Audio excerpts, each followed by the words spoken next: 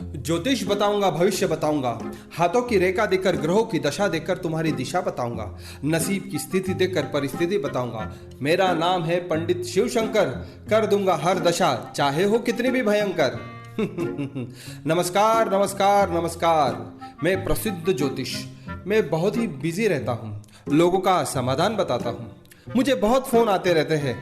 अभी फिलहाल flight mode पे है, जैसे ही ऑन करूंगा तभी फोन का ताला लग जाएगा।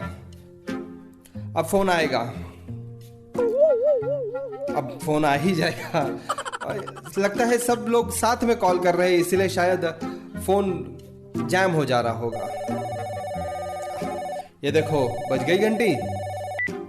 राम राम पंडित जी, हम राकेश मिश्रा बोल रहा हूँ। बोलिए मिश्रा जी, राम राम। क्या बताए महाराज, घर में बहुत समस्या है। घर वाले हमसे तनिक को खुश नहीं रहते हैं। बाबूजी तो हमेशा ताना मारते रहते हैं, परेशान हो गए लाइफ से।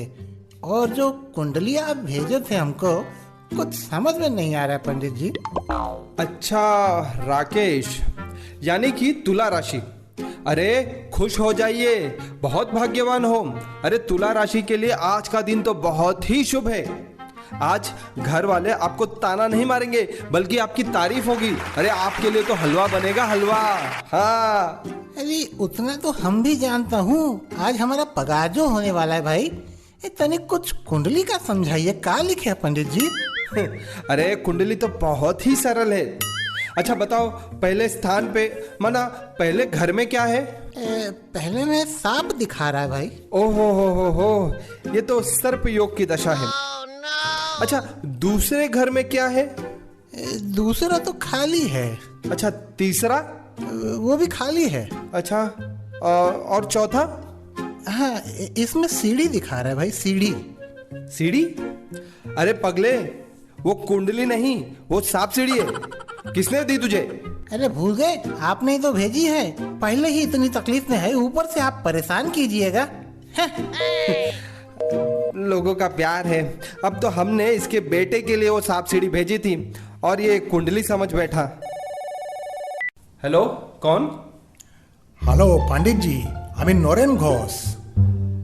नरेन बाबू, কেমন আছে? हाँ खूब भालो खूब भालो।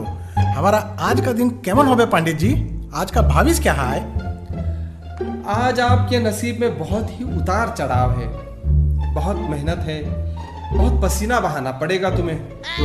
अरे बांगड़ू, ये तो हम भी जानता है। हम 12वां माले पे रहता है ना।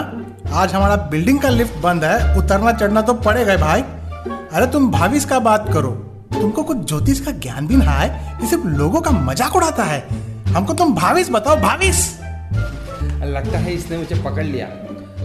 अच्छा तुम्हारा भविष्य हम भविष्य में बताएंगे। हाँ रखता हूँ फोन।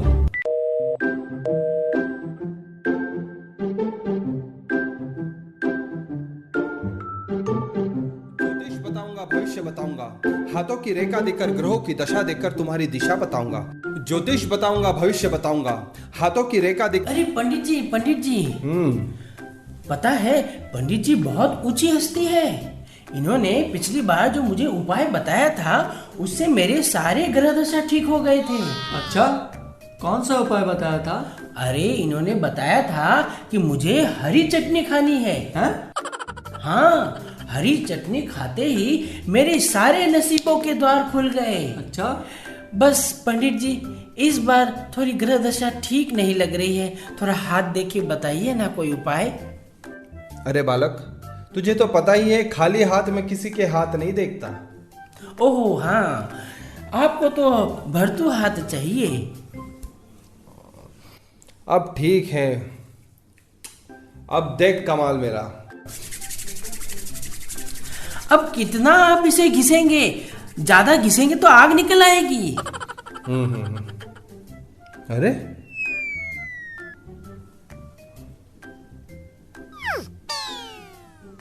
क्या हुआ? ऊपर क्यों देख रहे हैं? कोई बैठा है? ये तुम्हारे 100 रुपए लो और जाओ, घर जाओ। अरे अरे, आप ऐसे क्यों कर रहे हैं? कुछ बताइए तो। अच्छा, ये तेरे 100 रुपए थे, ये मेरी तरफ से और 100 रुपए रखो।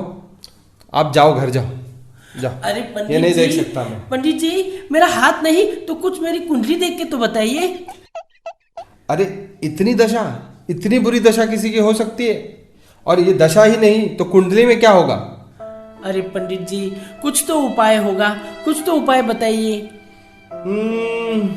तुम्हारे लिए एक उपाय है।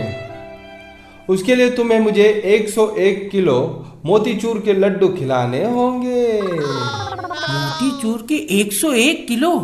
इतने तो मेरे बाप दादा ने भी कभी नहीं देखे होंगे। हाँ, पर ये कुछ पैसे हैं, इससे थोड़ा काम चला लीजिए ना। ठीक है, तो उसके लिए उपाय है। ध्यान से सुनना, एक ही बार बताऊंगा।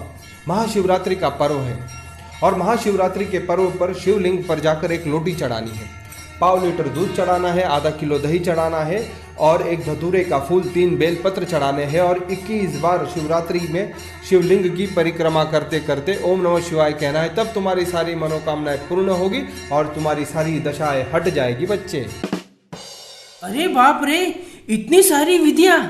ये सब सुनकर के तो मेरा दिमाग ही चकरा गया है। नहीं नहीं, मैं कोई रिस्क नहीं लेना चाहता। आपको तो मेरे साथ चलना ही होगा और अपने हाथों से ये सारी विधि करवानी होगी। अच्छा, लेकिन इस विधि के दक्षिणा अलग लगेगी। अरे दक्षिणा की बात हम बाद में कर लेंगे, अभी थोड़ा विधि बता दीजिए। चलिए मंदिर। सारे उधारी वाले शिष्य हैं, चलो मंदिर में।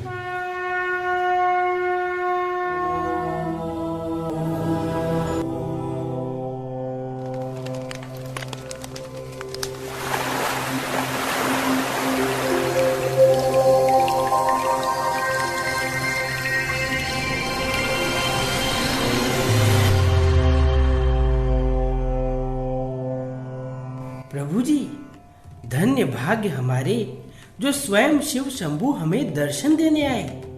विश्वास नहीं होता, कहीं हम सपना तो नहीं देख रहे हैं।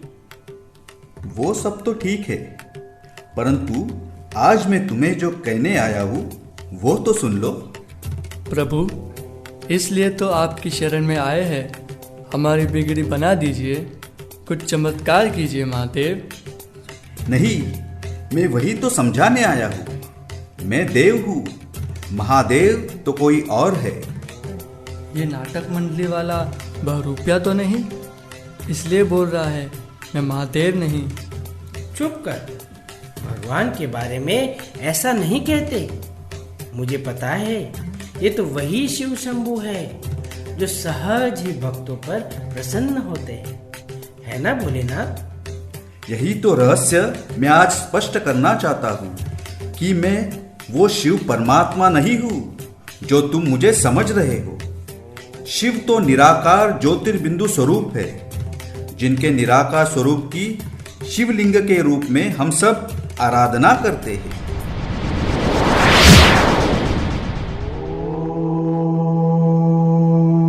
मैं शिव हूं।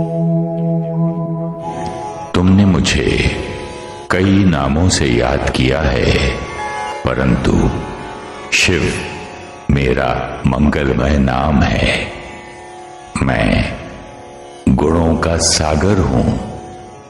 मैं सर्वशक्तिमान हूं। मैं तुम्हारा परम पिता हूं। तुम हजारों वर्षों से मुझे भूलकर मुझसे बिछड़ गए थे।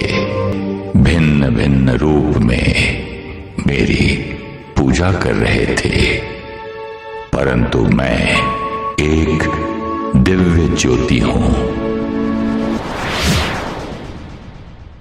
और मैं शंकर दिव्य आकारी देवता हूं। निराकार शिव के ध्यान में सदैव मग्न रहता हूं।